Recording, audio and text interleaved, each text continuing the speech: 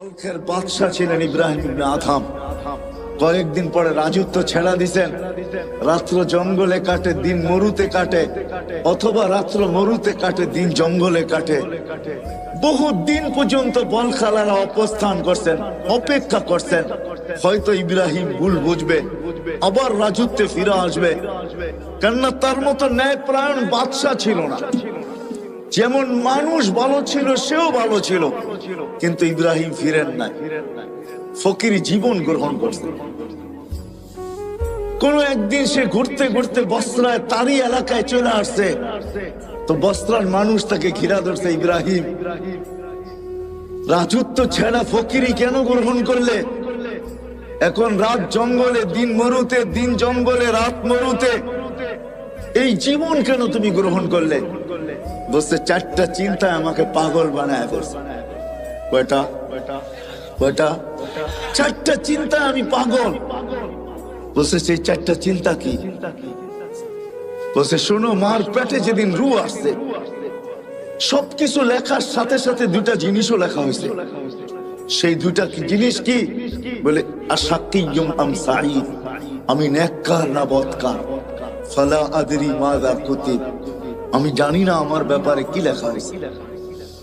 বলছে ইব্রাহিম দ্বিতীয়, বলে যেদিন মালাকুল মউত আমাকে উঠায় নিয়ে যাবে, রূহ নিতে আসবে, দুটা সম্বোধনের যে কোনো একটা সম্বোধন আমাকে করবে। হয়তো বলবে আইয়াতুহান নাফসুত তাইয়্যিব, পবিত্র রূহ, অথবা বলবে অপবিত্র রূহ। দুটার যে কোনো একটা বলবেই বলবে। আগে বলবে ইলা রহিম ওয়া রাইহান, চলো শান্তিময় জগতের দিকে, অথবা আগে বলবে চলো তুমি কষ্ট আর কি দেখছো, চলো ওই কষ্টময় জগতের দিকে। তৃতীয় হয়তো বলবে চলো এরকম প্রভুর কাছে যে তোমার উপরে রাগান্বিত নয়, অথবা বলবে চলো এরকম প্রভুর কাছে যে তোমাকে দেখতে চায় না। বলে ফালা আদরি মাযা ইউখাতিব, আমি জানি না আমাকে কি বলে সম্বোধন করা হবে।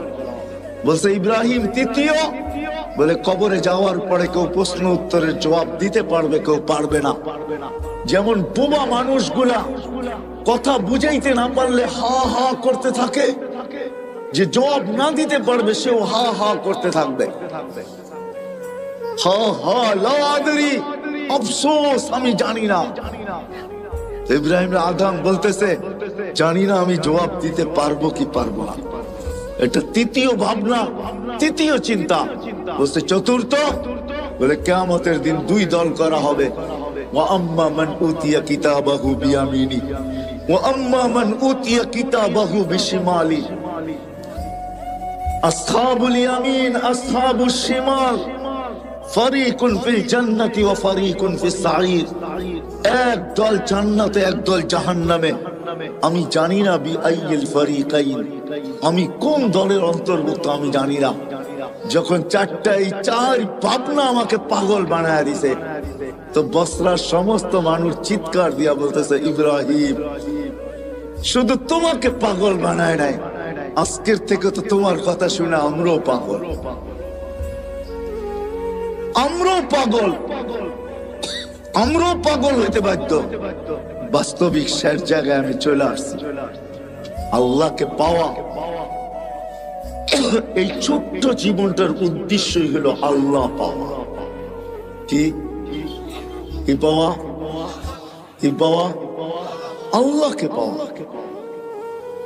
দুনিয়ার জীবনটা হয়তো কাটা যাবে, কেন আল্লাহর প্রতিশ্রুতির কারণে কাটা যাবে, অঙ্গীকারের কারণে কাটা যাবে যে মৃত্যু পর্যন্ত তোমার দায় দায়িত্ব আমার উপরে। কিন্তু একটা দিন আসতেছে, ওইখানে একটা সেকেন্ড কাটবে না আল্লাহ ছাড়া, একটা সেকেন্ডও কাটবে না। কি ছাড়া? কি ছাড়া? আল্লাহ ছাড়া। না কবরে কাটবে, না হাসরে কাটবে, না মিজানে কাটবে, না পুলসিরাতে কাটবে, না জান্নাত মিলবে। কথা কিন্তু শেষ জায়গায় চলে আসছি, আসেন। এখন প্রশ্নের জায়গায় আসছি, আসেন। আল্লাহকে পাওয়া যায় তো কিভাবে পাওয়া যায়? আল্লাহকে রাজি করা যায় তো কিভাবে করা যায়? আল্লাহ পাওয়া উদ্দেশ্য, আল্লাহকে কিভাবে পাওয়া যাবে? আল্লাহকে কিভাবে সঙ্গে নেওয়া যাবে? অথচ আল্লাহকে তো চোখে দেখা যায় না, আল্লাহকে তো বর্ণনা দিয়ে শেষ করা যায় না, আল্লাহকে তো ধ্যান ধারণায় আনা যায় না। আল্লাহ তো একটা পদের মালিক না, দুনিয়ায় সামান্য এক পদের মালিক হয়েই যদি দরা ছোড়ার বাহিরে চলে যেতে পারে, হিসাব নিকাশের বাহিরে চলে যেতে পারে, জমিনে পা নাও রাখতে পারে, তাহলে আল্লাহ তো ৯৯টা পদের মালিক।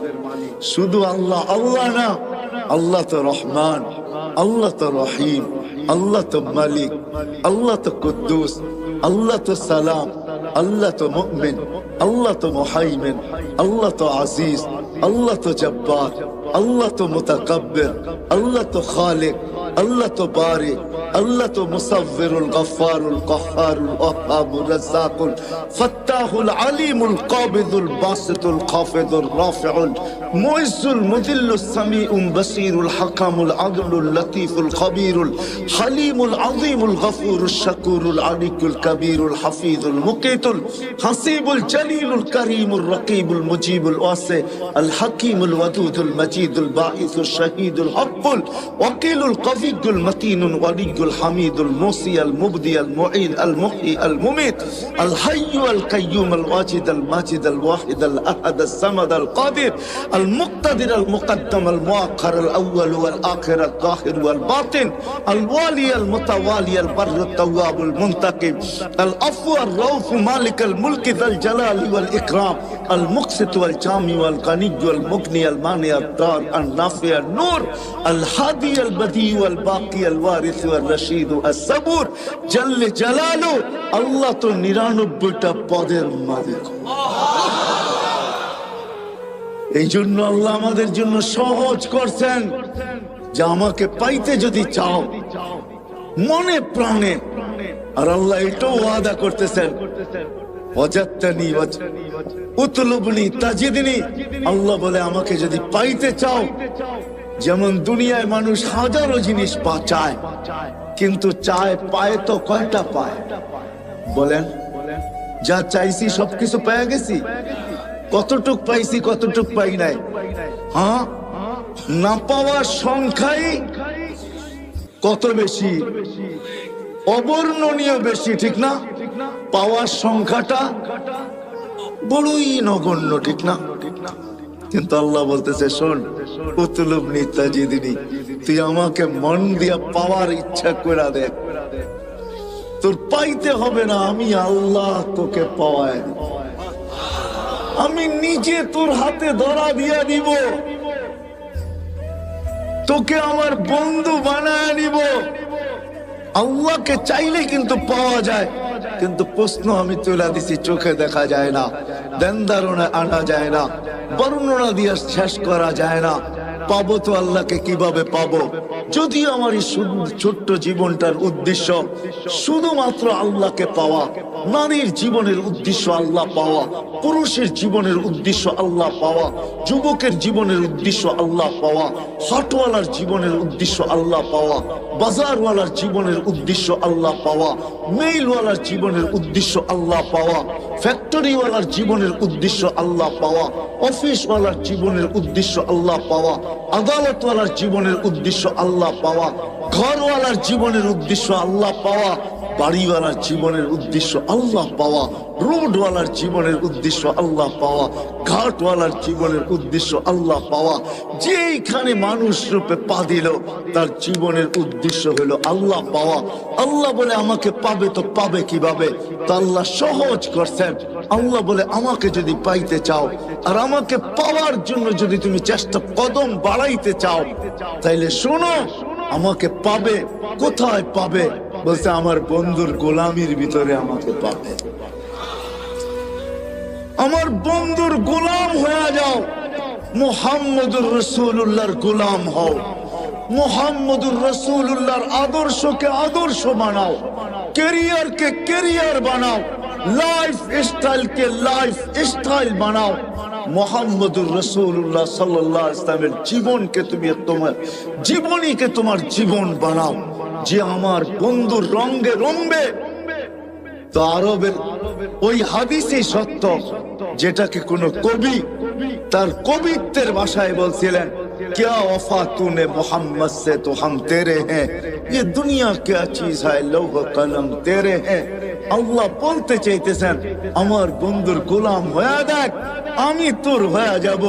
এই মাটির দুনিয়ার কি জিনিস, সমগ্র জগৎ তোর হাতে উঠায়া দিয়া দিবে।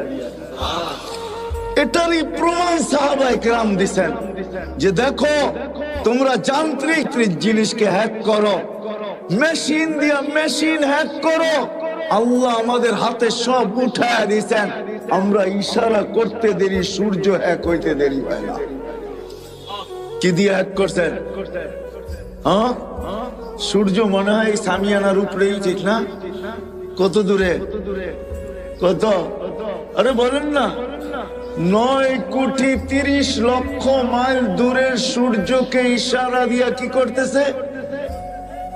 মনে হয় সূর্য হাঁটে, ঠিক না? গতি কত পার ঘন্টায় জানেন? 6 লক্ষ কিলোমিটার পার ঘন্টায় তার গতি। আলী রাদিয়াল্লাহু তাআলা নু থামায়া দিছে, থাম, আসর পড়ি না, জাগারটা জাগায় এক। দুনিয়ার কত বড় হ্যাকার, সাহাবায়ে কেরাম সবচেয়ে বড় হ্যাকার ছিলেন। আপনারা তো মেশিন দিয়ে হ্যাক করে, যুবকরা ওনারা ইশারা দিয়ে হ্যাক করে। কি দিয়া? আল্লাহর কথা সত্য। যদি বুঝে আইসা থাকে, কালকে ইনশাআল্লাহ সময় আগে বাড়াবো, লম্বা সময় দিব, 12:30 পর্যন্ত তো ইনশাআল্লাহ দিবই, যদি বেঁচে থাকি আর কি। আর যদি আপনাদের মনে লেগা থাকে, বিদায় আজকে এইখানেই পরিসমাপ্তি ঘটাইতে চাই এই ওয়াদার উপরে যে আসেন নবীর আদর্শ শিখি, নবীর জিন্দেগি শিখি। যদি আল্লাহকে পাইতে চাই, আল্লাহ পাওয়া ছাড়া দুনিয়া হয়তো চলে যাবে ওয়াদার উপরে, কিন্তু আখিরাতের এক মুহূর্ত চলবে না, না, না, না। আখিরাত চিরঞ্জীব, চিরদিন। দুনিয়া ক্ষণস্থায়ী, আখিরাত চিরস্থায়ী। এই জন্য সবার কাছে দরখাস্ত, নবীর আদর্শ শিখবো তো? হ্যাঁ, পাক্কা ওয়াদা? বিলকুল। হ্যাঁ, নামের শেষ কথাটা বলে শেষ করতেছি। বাংলাদেশের মানুষের বাঁচার কোনো রাস্তা নাই, দুনিয়ার অন্য দেশের মানুষ বেঁচে যাবে। শোনেন, যেমন আমি বইলা বেড়াই বাংলাদেশ নড়ে চড়ে পড়ে না, এটা যেমন সত্য। বাংলাদেশে শতবার ভূমিকম্প আসছে, বিপর্যয় হয় নাই। আর আমার বিশ্বাস কোনোদিন হবেও না, এটা আমার বিশ্বাস, ভিতরের বিশ্বাস। কেননা বাংলাদেশের যে পরিবেশ সারা দুনিয়ার সাথে আমি মিলাইয়া দেখছি। মক্কা মদিনা ভিন্ন কথা, ওটা নিয়ে তুলনা চলে না, আলোচনা চলে না। বাকি দুনিয়ার কোন দেশে এরকম পরিবেশ আমি পাই না। এই পরিবেশের কারণে আমার বিশ্বাস বাংলাদেশে কোনোদিন বিপর্যয় ঘটবে না। তদ্রূপ আমার এটাও বিশ্বাস বাংলাদেশের মানুষ বাঁচতে পারবে না, দুনিয়ার মানুষ যদিও বেঁচে যাবে। কেননা বাংলাদেশের মতো নবীর শিক্ষা, আদর্শ শিখার সুবর্ণ সুযোগ, এরকম পরিবেশ দুনিয়ার কোথাও নাই। বাংলাদেশের গলি গলি মাদ্রাসা, গলি গলি হেফজোখানা, গলির এই মাথায় ওই মাথায় মসজিদ। বাংলাদেশে কদমে কদমে হক্কানি আলেম, বাংলাদেশের কদমে কদমে আল্লাহওয়ালা, যাদের কাছে নবীর আদর্শ রয়ে গেছে, নবীর জীবন রয়ে গেছে। আমাদের জন্য সহজ করছেন, লম্বা করতে হবে না। এই উম্মতের জন্য প্রথম আল্লাহর রাসূল বলছেন যে 10 ভাগের 100 ভাগের 10 ভাগও যদি করো, তারপর আল্লাহ তোমাদেরকে 100 নাম্বার দিয়া 100-তে 100 দিয়া পাস করাবে, যদি 10 ভাগও করতে পারো। পরে আগে ঘোষণা আসছে, যদি একটা নবীর আদর্শ যদি আল্লাহর কাছে গ্রহণযোগ্যতা দিতে পারি, সুন্নতকে কবুল করাইতে পারি, আলীগঞ্জের মানুষ তা আল্লাহ ওয়াদা করতেছেন, আল্লাহ দৃষ্টান্ত দাঁড় করাইতেছেন। আবু দাউদ রহমতুল্লাহ আলাইহি শুধু একটা সুন্নত পুরা করার কারণে, একটা সুন্নত গ্রহণযোগ্যতা পর্যন্ত পৌঁছার কারণে উপর থেকে আওয়াজ আসছে, গফারনা লাক ইয়া আবা দাউদ, আবু দাউদ তোমাকে আমরা মাফ করে দিলাম। নবীর একটা সুন্নতের দ্বারা এই উম্মত মাফ পাবে। বিদায় আমরা হক্কানি আলেমদের কাছে আইসা শিখি, আলীগঞ্জের মানুষ, এত বড় মাদ্রাসা আপনাদের এখানে, শুধু একটা না, মনে হয় ইউনিয়নে আরো 2-4-20টা হবে, ছোট বড়, ঠিক না? না নাই? হ্যাঁ, এই ইউনিয়নের ভিতরে মনে হয় 100 মসজিদের উপরে হবে। আলেম ওলামার অভাব নাই। এই জন্য আমি প্রথমেই বলছি, দুনিয়ার যে কোনো প্রান্তের মানুষ বেঁচে যেতে পারে, কিন্তু বাংলাদেশের মানুষ বাঁচবে না। আল্লাহ আমাদের জন্য সুবর্ণ সুযোগ করে দিয়েছে। এই জন্য আসেন, হক্কানি আলেমদের কাছে আইসা আমি শিখতে শুরু করি, শিখি। একটাও যদি গ্রহণযোগ্য পৌঁছাইতে পারি, তাহলে আমি আপনাদেরকে গ্যারান্টি দিতে পারি, এক সুন্নত আপনাকে জান্নাতে নিয়ে যাবে। নবীর এক আদর্শ আপনাকে আমাকে আল্লাহ পাওয়ায় দিবে। আল্লাহ, আসবো তো আলেমদের কাছে, শিখবো তো, পাক্কা ওয়াদা। আল্লাহ আমাদেরকে আমল করার তৌফিক দান করেন। ওমা আলাইনা ইল্লাল বালাগ। তো اللهم لك الحمد كما ينبغي لجلال وجهك وعظيم سلطانك يا حنان يا منان يا جواد يا كريم يا فعال لما يريد। পরিচিত করে তাহলে আপনার মিডিয়া আমার মাধ্যমে পরিচিত হবে। আপনি এটা ভাইবেন না, মিডিয়াওয়ালারা ভাবে যে আমরা তো আপনাদেরকে পরিচিত করি, এটা ভুল ধারণা। যা হোক, কারো ভিডিও করার অনুমতি নাই, অডিও করতে পারেন, শুধু কথাগুলাকে ট্যাপ করতে পারেন, এটা আমাদের মুরব্বীরা অনুমতি দেয়। যা হোক, কথা শুরু করা যাক, না আবার অন্য কেউ ফতুয়া দিয়া দিবে যে কারি তো আমার আগেই সাতয়ব আশরাফ সাহেব বলতেছিলেন ছবির বিরুদ্ধে। উনি তো আসার সাথে সাথে দেখলাম মিডিয়া লেগে গেল। ওনার কাছে কি বৈধ না? কথা উনি যেটা বলছেন ওটাই সত্য। বিদায় অডিওর অনুমতি আছে, ভিডিওর কোনো অনুমতি নাই। অডিওতে ছবি আসে না, শুধু কথাগুলো আসে। যাই হোক, আমি কথা শুরু করতে পারি। আমাদের ভাবা উচিত, কেননা আল্লাহ ভাবার মতো আমাদেরকে একটা বিবেক দিছে, ঠিক না? আমার কথা বোঝেন? শোনা যায়? সবচেয়ে কানেরটা হলে ভালো হতো, কেননা আমি একদিকে তাকায় কথা বলতে পারি না তো। আর এই জিনিসগুলা হইল লিপ টাচ। জিজ্ঞাসা করেন মাইকেলাকে, এটা হলো লিপ টাচ। ঠোঁটের সাথে লাগায় বললে আওয়াজটা খুব সুন্দর হবে। ডাইনে বামে গেলে এটা টাইনা নিবে না, এটার ভিতরে টানার ক্ষমতা নাই। আর এগুলো আমাদের জন্য বানানো হয় নাই, এগুলো বানানো হয়েছে সিঙ্গারদের জন্য। সিঙ্গার বোঝেন? গায়কদের জন্য। গায়করা সবসময় এটা ঠোঁটে লাগায় কথা বলে, তাহলে আওয়াজটাও ক্লিয়ার হয়, সুন্দর হয়। যে আওয়াজ আছে ওইটাকে আরো সুন্দর করে লিপ টাচ হওয়ার কারণে দেখাইলাম তো। কিন্তু আমি লিপ টাচ, এক তো হইলো সিঙ্গার না, আরেক হইলো শুধু এটাকে মুখের সামনে রেখা কথা বলো আমার পক্ষে সম্ভব না। আমি ডাইনও দেখবো, বামেও দেখবো, না আপনারা আমাকে দেখবেন, আমি আপনাদেরকে দেখবো না, এটা তো হয় না, ঠিক না? কি বলেন? হ্যাঁ, একটু চোখে চোখ রাখলে কথাটা ভালো বুঝে আসে। আপনাদের মসজিদে নাই কানেরটা? মসজিদে নাই? হ্যাঁ, নিয়ে আসেন। তো যেটা বুঝাইতেছিলাম, আমাদের বাবা উচিত। কথা কিন্তু শুরু হলো, কথা লম্বা হবে না আজকে। আজকে তো 30 তারিখ, কালকেও আসা হবে ইনশাআল্লাহ। যদি আল্লাহ হায়াতে রাখেন, ইনশাআল্লাহ কালকে বিলকুল 31st নাইট আমরা এই প্যান্ডেলের ভিতরেই করবো ইনশাআল্লাহ। দুনিয়া একভাবে করবে, আমরা আরেকভাবে করব। কেননা আল্লাহ জাযায়ে খায়ের দেখ আলীগঞ্জবাসীকে এবং এই মাদ্রাসার কর্তৃপক্ষকে। আমি কালকে এক জায়গায় বলতেছিলাম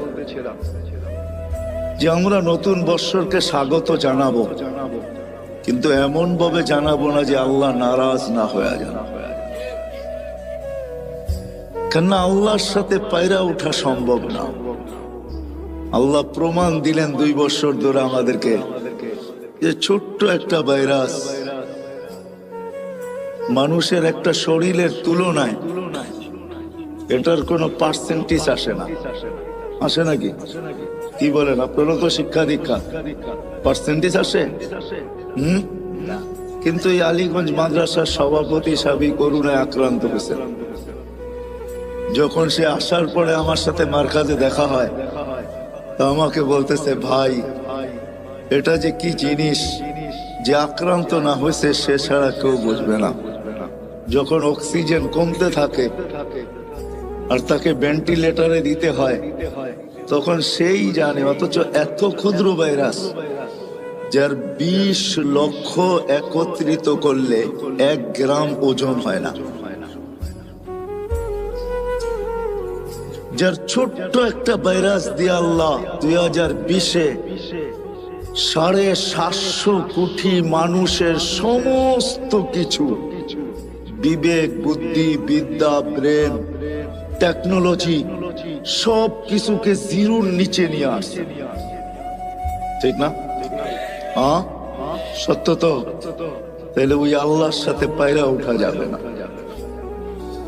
বিদায় আলিপুরবাসীকে আল্লাহ জাযায়ে খায়ের দেখ যে আমরাও নতুন বৎসরকে স্বাগত জানাবো, কিন্তু আমরা এমন একটা পদ্ধতিতে জানাবো আমাদের বিশ্বাস আল্লাহ খুশি হবেন, নারাজ হবেন না।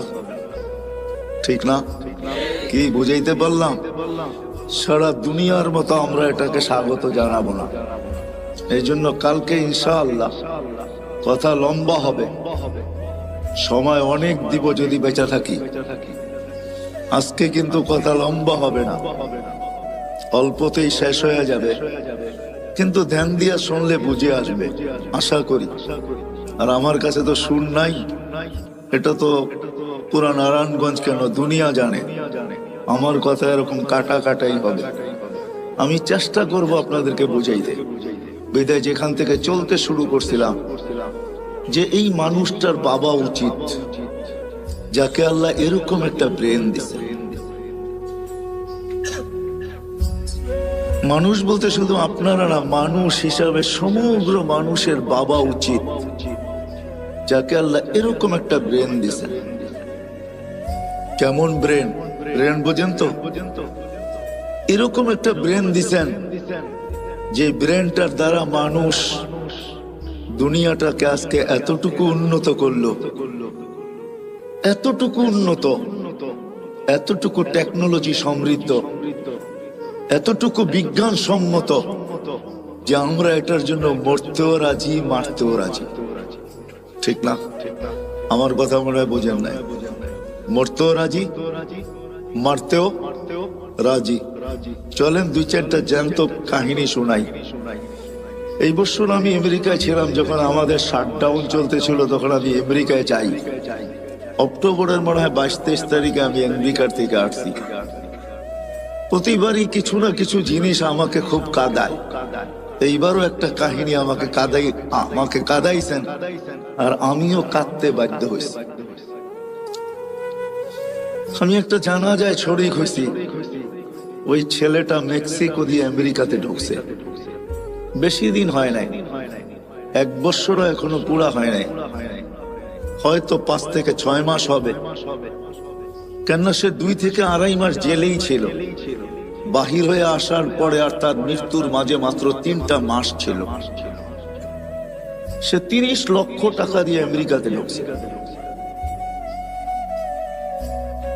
যখন সে জেলখানার থেকে বাহির হয় তো সে কাজ শুরু করে হোম ডেলিভারি। আমাদের দেশে হোম ডেলিভারি আছে। হোম ডেলিভারি বোঝেন তো? অর্ডার নিয়ে মানুষের বাসায় বাসায় জিনিস পৌঁছে দেওয়া। সে বাইক দিয়ে হোম ডেলিভারি দিত। নোয়াখালী ছেলেটার বাড়ি ছিল, 3 মাসের মাথায় সে হুন্ডা অ্যাক্সিডেন্ট করে মারা গেছেন। ওই জানাজায় আমি ছিলাম। তার কোনো আত্মীয় স্বজন কেউ ছিল না। কার চোখে পানি আসছে কি আসে না এটা আমি জানি না, কিন্তু জানাজার অন্তরালে আমার চোখে পানি আসছে, আর আমি অগোচরে কাঁদতেছিলাম। এই কথা ভাবতে যায় যে উন্নত দুনিয়ার আশা যদি সে না করতো, মৌত তো মানুষের জন্য অবধারিত, সে মরবেই। কে কোথায় মরবে এটা সত্য, এটাই সত্য, ওটা নির্ধারিত। কিন্তু মানুষ হিসাবেও তো একটা ভাবনা আসে, ঠিক না? কি বলেন? আসে না? আসে না? 30 লক্ষ টাকা দিয়ে সে আমেরিকাতে পড়ছে, কর্মজীবনও তার শুরু হয়ে গেছে। এখন পর্যন্ত সে গ্রিন কার্ড পায় নাই, কেননা কেস চলতেছিল, অচিরেই সে পাবে। কিন্তু সে চাকরি করতেছিল হোম ডেলিভারি। জিজ্ঞাসা করলাম তার বন্ধু বান্ধবকে যে কামাইও ভালো ছিল। এগুলা কোনো আমার প্রশ্ন না, ভাবনা না। আমার ভাবনা ছিল তার পরিবারের না তার সাথে কতই না আশা সংযুক্ত ছিল। ভাইয়ের আশা, বোনের আশা, মায়ের আশা, বাবার আশা, ফ্যামিলির আশা, বিরাট আশা তার সাথে সংযুক্ত ছিল, ঠিক না? হ্যাঁ, কেউ তো জানতো না যে 3 মাসের মাথায় সব কিছু এক অ্যাক্সিডেন্টে ধূলিসাৎ হয়ে যাবে।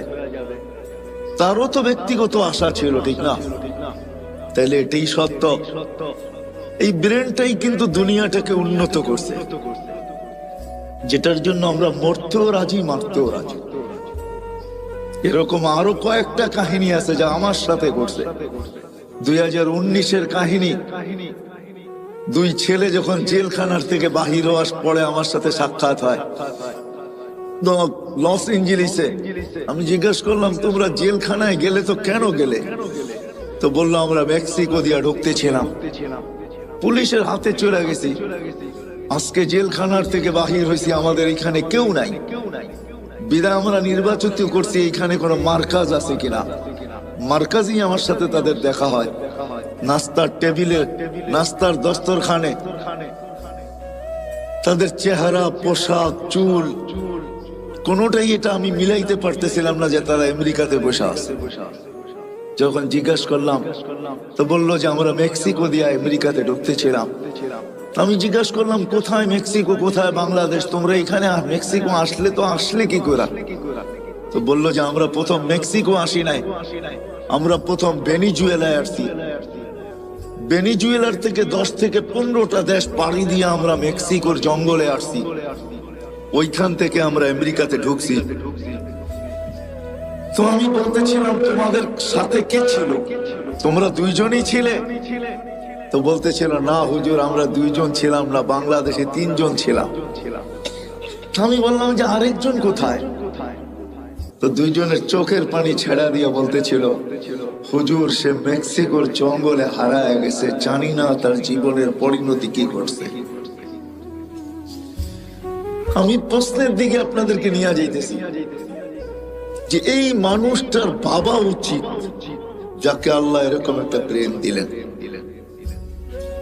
যাকে আল্লাহ সৃষ্টির ভিতরে সবচেয়ে উত্তম শিক্ষা দিলেন। মানুষের মতো শিক্ষিত আল্লাহ কাউকে করেন নাই। ফেরেশতাদেরকে যদি প্রশ্ন করা হয় আপনাদেরও নাই, তো ফেরেশতারা আগেই জবাব দিয়েছেন, লা ইলমা লানা ইল্লা মা আল্লামতানা। যতটুকু আপনি শিক্ষা দিয়েছেন এর চেয়ে বেশি না শিখার ক্ষমতা আমাদের আছে, না এটাকে ভুলার ক্ষমতা আমাদের আছে। মানুষ ইচ্ছা করলে শিখতেও পারে, বাড়াইতেও পারে, আবার ইচ্ছা করলে হারাইতেও পারে। কি বলেন?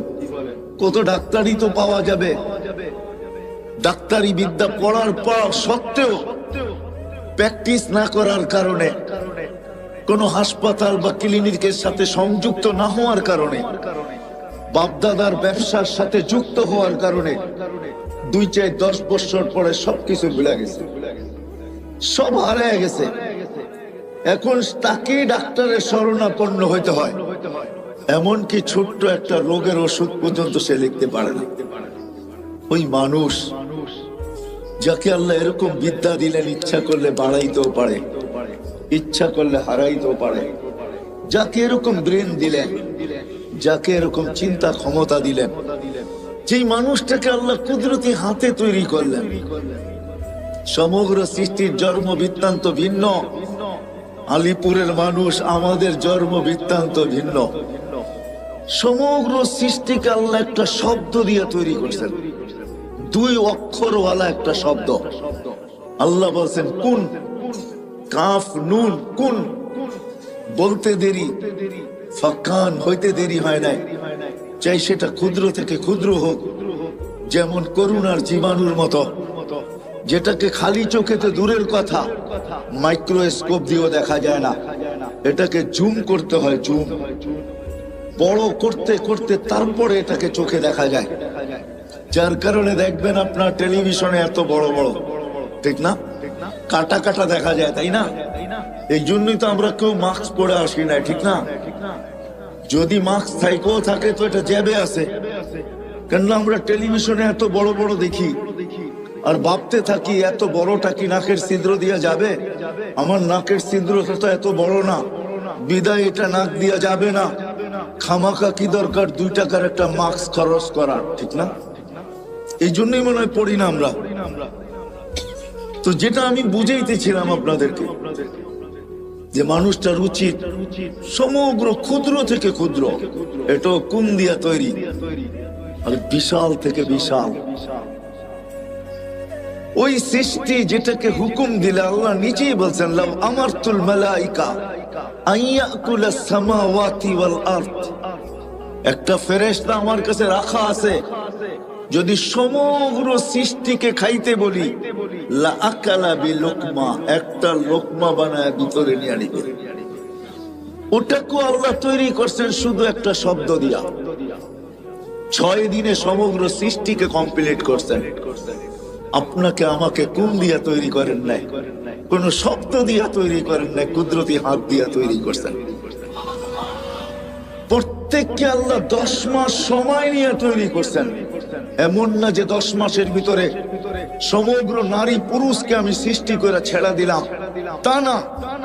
প্রত্যেকের ব্যাপারে আল্লাহ 10 মাস সময় নিয়ে তৈরি করছেন। ওই মানুষটার বাবা উচিত শুধু তৈরি করেন না, যাকে শ্রেষ্ঠত্বের মুকুট আল্লাহ মাথায় পড়ায় দিয়েছেন। ওয়ালাকাদ কাররামনা বনি আদম, আমাদেরকে আল্লাহ সৃষ্টির ভিতরে শ্রেষ্ঠ। অনেক নবীর সাথে আল্লাহ কথা বলছে জমিনে রেখা, কিন্তু বন্ধুর পালা যখন আসছে বলছে না বন্ধু, জমিনে রেখা কথা বলা চলবে না, তাইলে বন্ধুত্বের পরিচয় হবে না। বন্ধুত্বের পরিচয় তো ওই সময় হবে কবা কাউসাইনি আও আদনা সুম্মা দানা ফাতাদাল্লা ফাআওহা ইলা আবদিহি মা আওহা।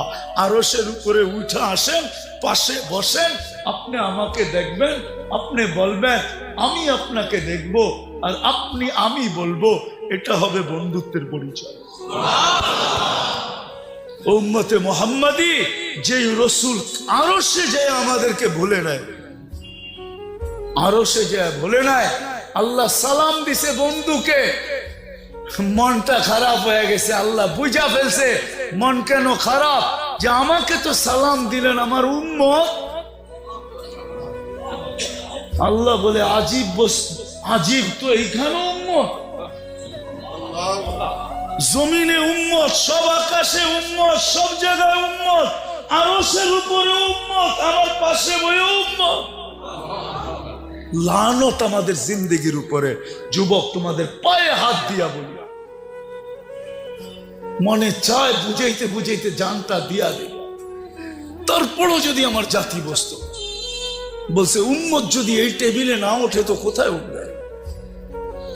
এখন যদি উম্মত না উঠাই তো কোথায় উঠাবো? এরকম কাছে হব তো হব কবে? এরকম নিরিবিরি হব তো হব কবে? এরকম পরিবেশ হবে তো হবে আর কবে? এরকম নৈকট্য পাবো তো আর পাবো কবে? এই জন্যই তো উম্মত উঠাইছি, যার কারণেই তো আপনি আত্তাহিয়াতের ভিতরে পড়তে পারেন ওয়া আলা ইবাদিল্লাহিস সালিহিন। নাইলে তো আল্লাহ বন্ধুকে সালাম দিছিলেন, আসসালামু আলাইকা আইয়ুহান নাবিয়্যু ওয়া রাহমাতুল্লাহি ওয়া বারাকাতুহু। আল্লাহ তো বন্ধুকে সালাম দিছেন, আপনাকে আমাকে তো দেন নাই। কিন্তু বন্ধু আপনাকে আমাকে ওই স্টেজে উঠায় নিছেন। উম্মতকে বলেন না আরো সে যায়া ওই রসুলের জন্য আমরা কতটুকু করলাম বলেন বলেন।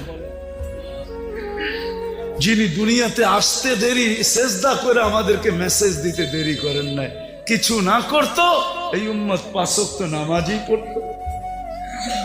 এই উম্মত কিছু না করত, 4 মাস গুনাহ না করত। রজব, জিকাদা, জিলহজ্জা, মুহররম আল্লাহ তো নিষেধ করছিলেন, ফালা তুজালিমু ফিহিন্না আনফুসাকুম। এই 4 মাস উম্মতে মুহাম্মাদি নিজের উপরে নিজে জুলুম করো না, গুনাহ করো না। 4 মাস যদি গুনাহ না করত, 11 মাস যদি যা খুশি তা করতো, রমজানটা পুরো আল্লাহকে দিয়া দিত, রমজানটা দিয়া দিত। হায় হায়, পুরা রমজান না দিত, শেষ 5 রাত্র দিয়া দিত, বেজর 5 রাত্র আল্লাহকে দিয়া দিত। বেজর 5 রাত্র তো আল্লাহকে দেন। সব পাইলেন কার কারণে? যার কারণে পাইলাম তার জন্য কতটুকু করলাম, এই যোগ বিয়োগ আজকে মিলাইতে হবে। বলেন, নিজের বিবেকের কাছে প্রশ্ন করেন, কতটুকু করলাম।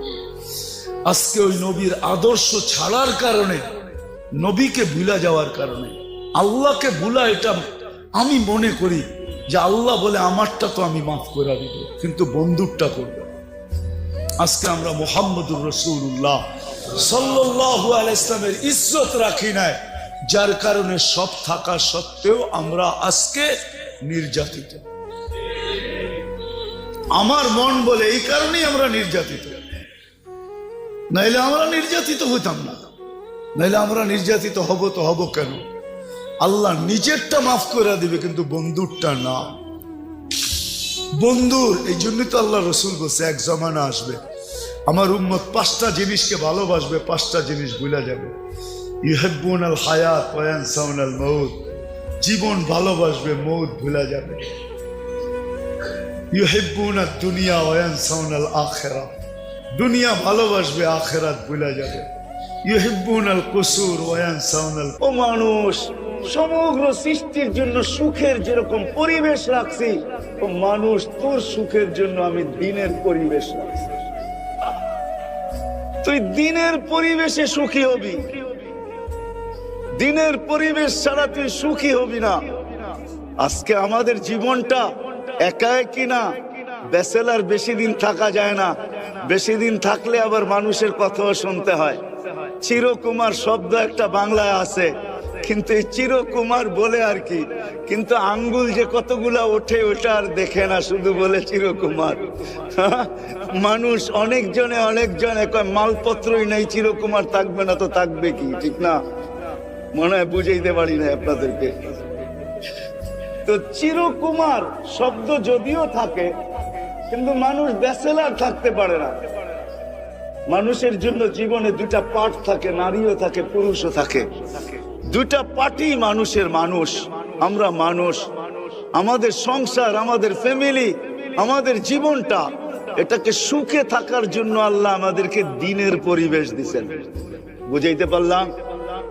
দিনের পরিবেশ কেন? এই ছোট্ট জীবনটাই কিসে থাকার জন্য? সুখে থাকার জন্য। আমরা কিন্তু সারাদিন দৌড়াই সুখ। আচ্ছা, এখন আমাদের কাছে যে সুখ আছে, আমি একটা সুখের কাহিনী উঠাইয়া ধরতেছি। এখন আপনাদের কাছে বিচার রাখবো কি আমরা সুখী না তারা সুখী।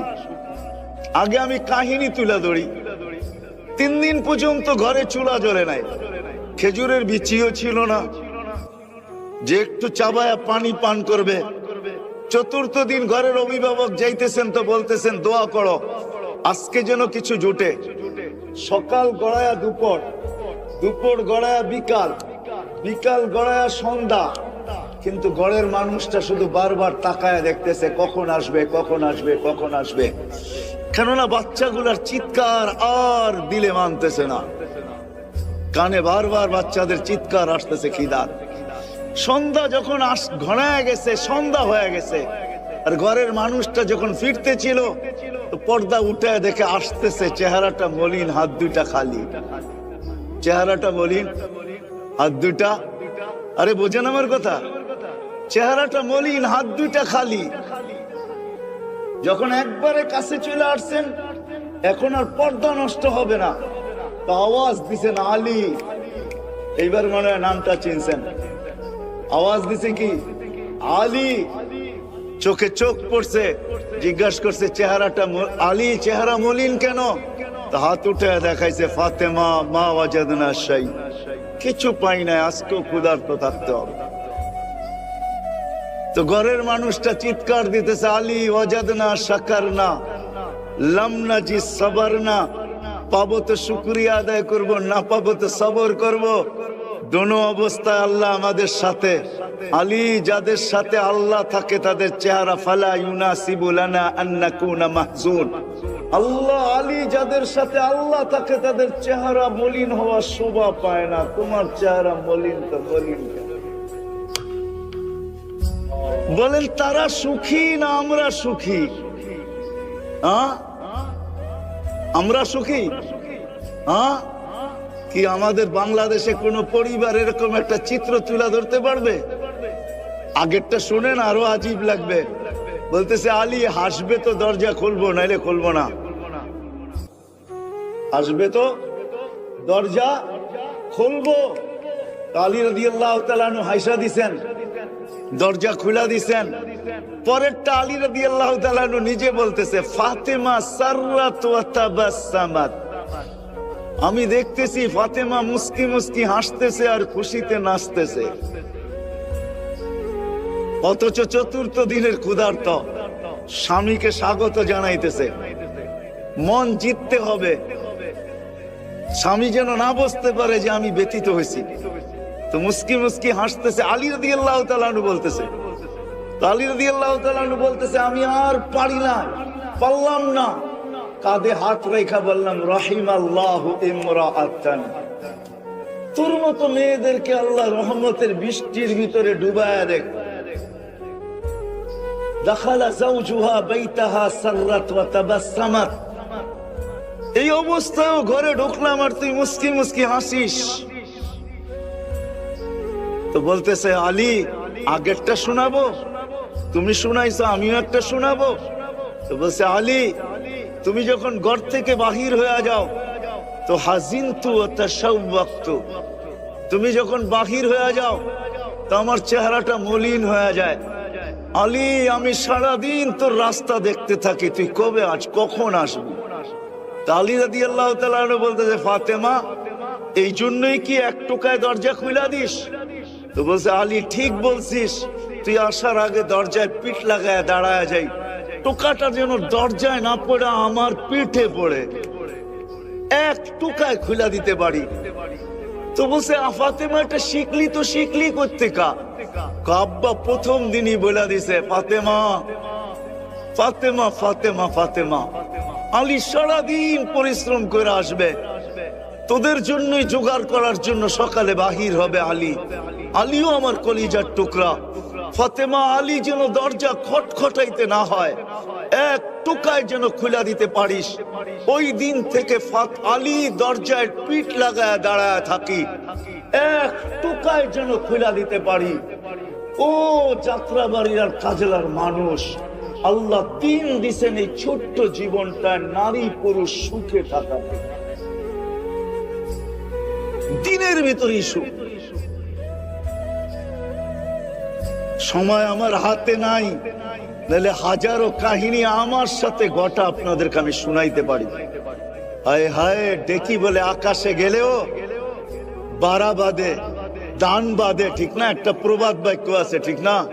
আমরা যেখানেই যেই মানুষ পানি পড়া নিতে আসে, সেটা আমেরিকা হোক আর কানাডা হোক আর অস্ট্রেলিয়া হোক আর উন্নত বিশ্ব হোক, তখন জিগাই পানি পড়া দিয়া করবেন তো করবেন কি? হাজারো মানুষের চোখের পানি এইখানে ছবি সহ সেভ করা আছে।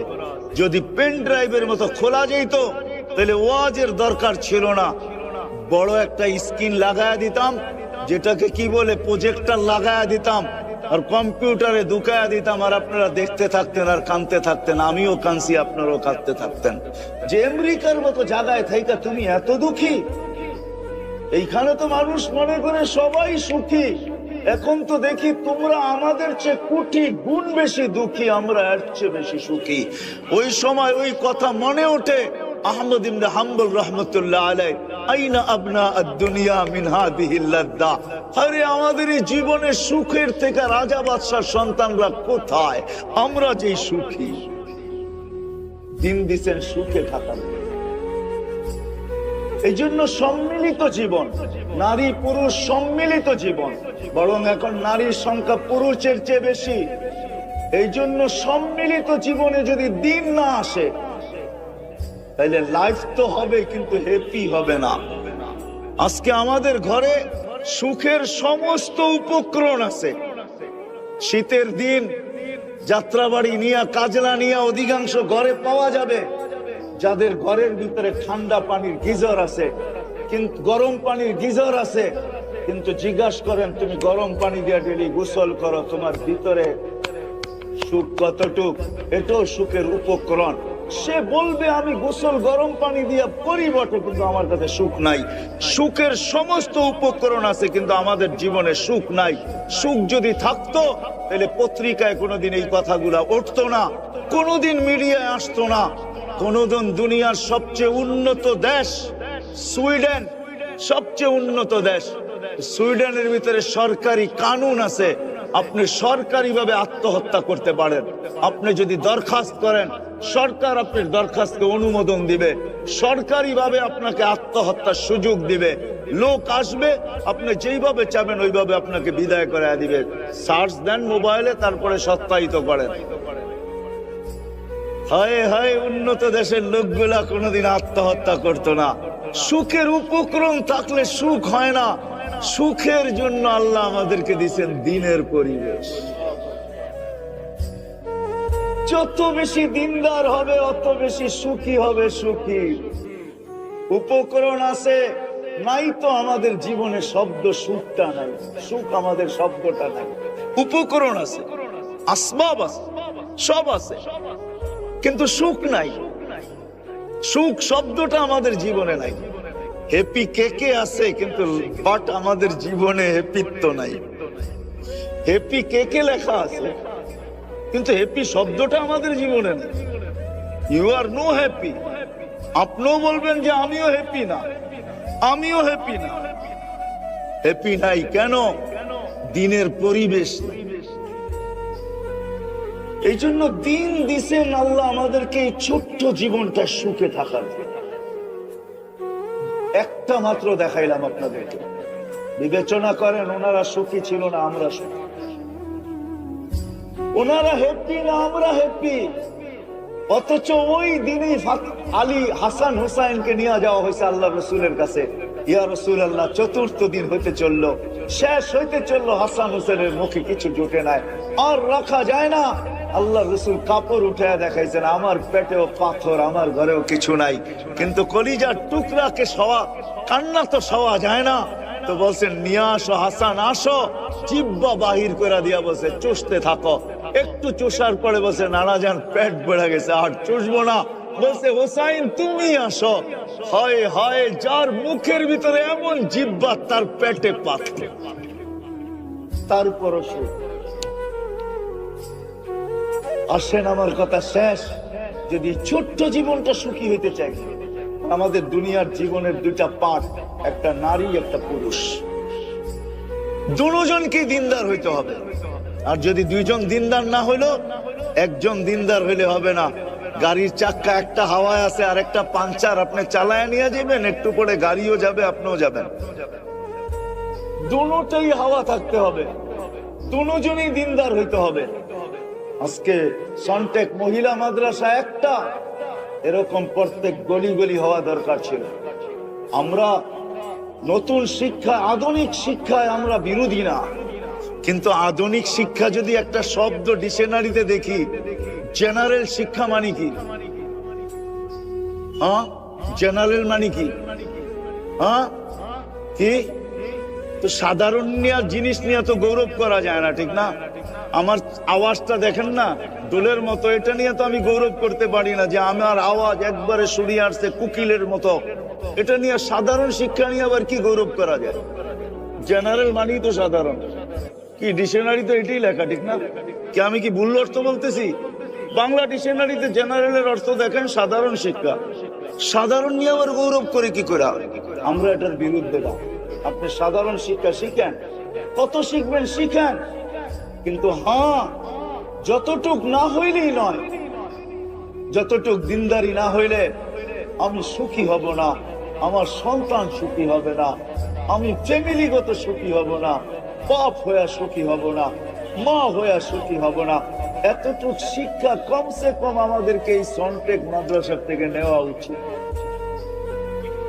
ওটার জন্য সহজ, যদি এইখানে মক্তব্য পড়া যায়, 3 বছরের কোন একটা মেয়ে বা 5 বছরের মক্তব্য হবে কিনা জানি না আমি, কয় বছরের, 3 বছরের নুরানি মক্তব্য যদি পড়া যায়, আমার এই বিশ্বাস এই মহিলা কোনোদিন হারাবে না। একটা পুরুষও যদি পড়ে, ওই ছেলে কোনোদিন হারাবে না। কেননা কখনো না কখনো ওই মক্তবের শিক্ষা তার ভিতর ভিতর থেকে আওয়াজ দিবে, তুই হারাবি তো হারাবি কি কইরা, তুই না ওই হাদিস পড়া আসছিস। নুরানিতে কতগুলো হাদিস মুখস্থ করায়, ওই হাদিসগুলা মাঝে মাঝে তাকে ভিতর থেকে বাইজা উঠবে আর বলবে তুই হারাস তো হারাস কি কইরা। এই জন্য আমরা কখনো কখনো দেখি কোন কোন জায়গায় গেলে মুস্কি হাসি দিয়া কা হুজুর, তাবলিগি লাইনে গেলে কা হুজুর মনে কিছু নিয়েন না, ছাত্র জামানায় আমিও 3 দিন লাগাইছি। ওই সেটা তার কোনো না কোনো সময় বাইজা ওঠে। মক্তব্য যদি পড়ে তো কোনো না কোনো সময় ভিতর থেকে বাইজা উঠবে, তুই না ওই হাদিসগুলা পড়ছিস, আজকে হারাস তো হারাস কি করা। এই জন্য শেষ জায়গায় চলে আসছি, দিন আল্লাহ আমাদেরকে দিচ্ছেন এই দুনিয়ার জীবনে সুখে থাকার জন্য। এই মাদ্রাসাগুলা ওটারই প্রতীক, ওটারই আলো, ওটারই সূর্য বলতে পারেন, প্রদীপ বলতে পারেন, প্রদীপও বলতে পারেন। এটারই আলো, এটারই সূর্য এই মাদ্রাসাগুলা, মহিলা হোক আর ছেলের হোক, দিনদারি মানুষকে শিখানোর জন্য। কেন একটু সুখে থাকতে হবে, কসম খোদা এখনো দুনিয়ায় পাওয়া যাবে। ঘরে হয়তো চুলাও মাঝে মাঝে জ্বলে না, কিন্তু ওনাদের আপসে যে ভালোবাসা, ওই ভালোবাসা যদি সারা দুনিয়াও বাইটা দেওয়া হয়, তারপরও দুইজনের ভালোবাসায় বিন্দুও কমবে না, এরকম ভালোবাসা আছে না? নাই? আছে। নাইলে 7,000 টাকা বেতন পায় সংসার চালায় তো চালায় কি করে? ওপেন দুনিয়া, ওই বেটি গার্মেন্টসে যায় না তো যায় না কেন? ও বলছে 7,000 কেন, তুই 5,000 পা, 5,000 কেন না পা, তোর গলা ধরা সুখের যে ঘুম আসে, ওই ঘুম দুনিয়ার কোথাও আসবে না। নাইলে মসজিদ মাদ্রাসায় 5,000 7,000 টাকার বেতনে চাকরি করতে পারতেন না। আজ কিন্তু ওপেন দুনিয়া, যদি ওরা বলে না আমি ভাঙ্গা দিলাম, নাইলে 5,000 7,000 টাকা বেতন পেয়ে সংসার চালাইতে পারে না। ওই ঘরের থেকে কোনোদিন অভিযোগ আসে নাই, আপনাদের কাছে চিঠি আসে নাই অভিযোগের, ওই ঘরে কোনো চাহিদা নাই।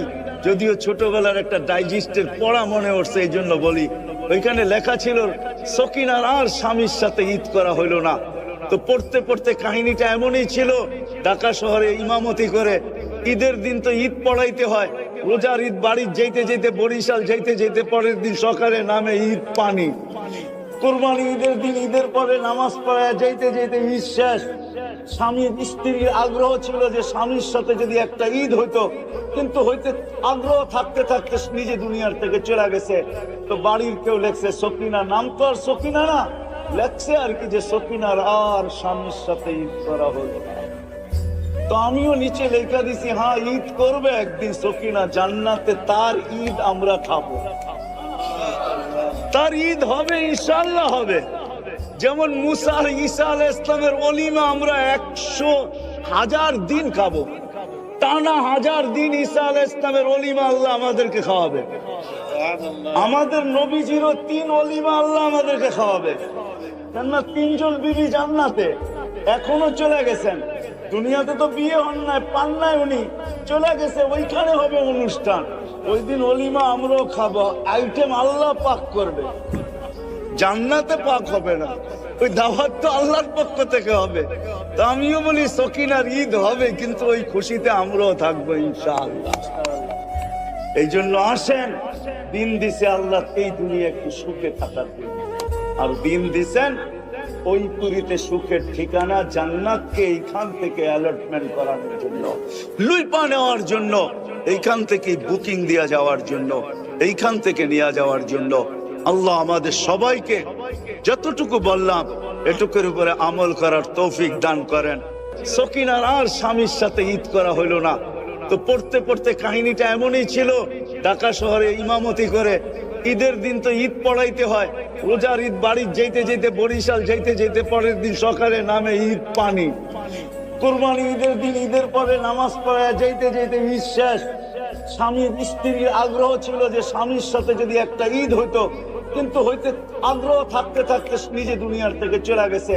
তো বাড়ির কেউ লেখছে সকিনা, নাম তো আর সকিনা না, লেখছে আর কি যে সকিনার আর স্বামীর সাথে ঈদ করা হলো। তো আমিও নিচে লেখা দিছি, হ্যাঁ ঈদ করবে একদিন সকিনা জান্নাতে, তার ঈদ আমরা খাবো, তার ঈদ হবে ইনশাআল্লাহ হবে। যেমন মুসা আর ঈসা আলাইহিস সালামের ওলিমা আমরা 100,000 দিন খাবো, টানা 1000 দিন ঈসা আলাইহিস সালামের ওলিমা আল্লাহ আমাদেরকে খাওয়াবে। আমাদের নবীজিরও 3 ওলিমা আল্লাহ আমাদেরকে খাওয়াবে। কেননা 3 জন বিবি জান্নাতে, এখনো চলে গেছেন। দুনিয়াতে তো বিয়ে হন নাই, পান নাই, উনি চলে গেছে, ওইখানে হবে অনুষ্ঠান। ওই দিন ওলিমা আমরাও খাবো, আইটেম আল্লাহ পাক করবে, জান্নাতে পাক হবে না। ওই দাওয়াত তো আল্লাহর পক্ষ থেকে হবে। তো আমিও বলি সকিনার ঈদ হবে, কিন্তু ওই খুশিতে আমরাও থাকবো ইনশাআল্লাহ। আমাদের ভাবা উচিত, এই হিসাবে ভাবা উচিত যে জুমার দিন মসজিদে গেলে জুমা ব্যতীত এমনকি আমাদের বাড়ির দুয়ার পর্যন্ত মানুষ চলে আসে, দরজায় খটখটাইতে থাকে, বাহির হইলে একটা সর্বপ্রথমই উচ্চারিত হয়, এবং ওয়াজ মাহফিল গুলাতে তো হয়ই হয়।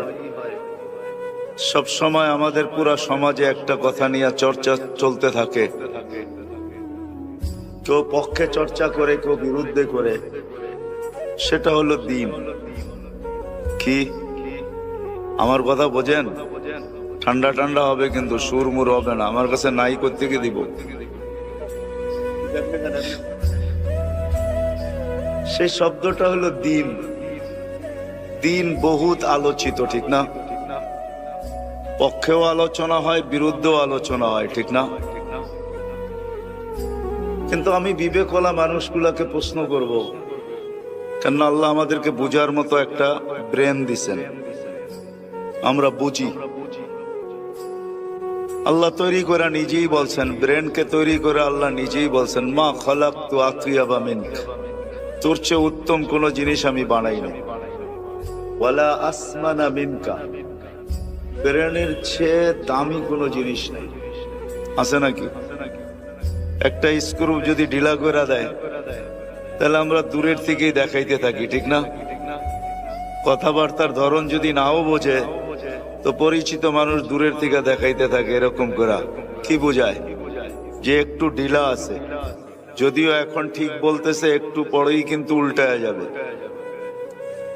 যেমন আমারই মনে আছে, হেমায়তপুরে যাওয়ার পরে যখন দেখতেছিলাম পাবনায়, তো 2-4 জন বলতেছিল এদিক ওদিক কি দেখেন, আমাদের সাথে থাকলে আপনিও 2 দিন পরে ভালো হয়ে যাবেন।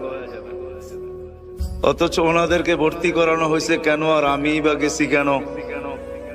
উনি আমাকে অসুস্থ মনে করতেছে, নিজেকে সুস্থ মনে করতেছে, আর আমাকে বলতেছে 2-4 দিন থাকেন তাইলে আমাদের মতো ভালো হয়ে যাবে। এদিক ওদিক তাকান তো তাকান কি, আবার দেখা দেখা হাসেন কেন?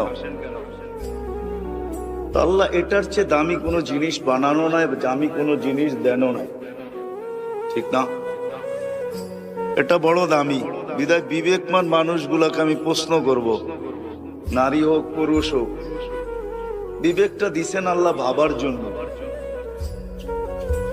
আজকে দুনিয়াটা উন্নত, একটু আগ পিছন থেকে না নিয়ে গেলে বুঝে আসবে না আমার কথা। দুনিয়াটা আজকে উন্নত, এতটুকুই উন্নত যে আমরা সবাই এই উন্নত দুনিয়ার জন্য লালাই। এমনকি জান দিতেও দ্বিধা করি না, জান নিতেও দ্বিধা করি না, ঠিক না? কেন দুনিয়াটা এখন উন্নত, সনটেকের জায়গার কাঠাও এখন অনেক দাম, ঠিক না? এখনো আমার মনে আছে যখন শুধু একটাই রোড ছিল, ওই যাত্রাবাড়ির ওদিক দিয়া যেতে হয়তো ড্যামরা, এই রোডটা ছিল না তখন। এদিকে কচুরি পানা আর কচুরি পানাই ছিল, বর্ষায় আসলে পানি আর পানি ছিল, ঠিক না? এখন এক কাঠার জন্য ভাই ভাইকেও মারতে রাজি, ভাই ভাইয়ের সামনে মরতেও রাজি, ঠিক না? কেন? উন্নত, ঠিক না? উন্নত দুনিয়াটা কিন্তু উন্নত হয়েছে আমাদের এই বিবেক বুদ্ধি বিদ্যার উপরে পারাইখা, বা বিবেক বুদ্ধি বিদ্যার সিঁড়ি বাইয়াই দুনিয়াটা উন্নত হয়েছে, ঠিক না? ওই উন্নত মানুষটার বাবা উচিত যে সারা দিন শুনি দিন দিন দিন দিন, হুজুরদের মুখে আর কোনো কথা নাই, খালি দিন আর দিনই। জুমায় যাইতো দিন, দিন নিয়ে আলোচনা। তাবলিগালারা ঘরের দরজায় এসে ঠকঠকায়া, ঘুমায় আসি না সুস্থ আছি না অসুস্থ আছি, ওদের সময় মতো চলে আসে আর খটখটায় জিজ্ঞাসা করে বাড়িতে কেউ আছে, যদি স্বীকারোক্তি দিল আছে, বলো না মসজিদ থেকে কিছু লোক আসছে, ওরাও এসে দিনের পেঁচাল পাড়ে। আমি প্রশ্নের জায়গায় চলে আসছি, চলেন না আমরা বিবেক দিয়া ভাবি যে এই দিনটা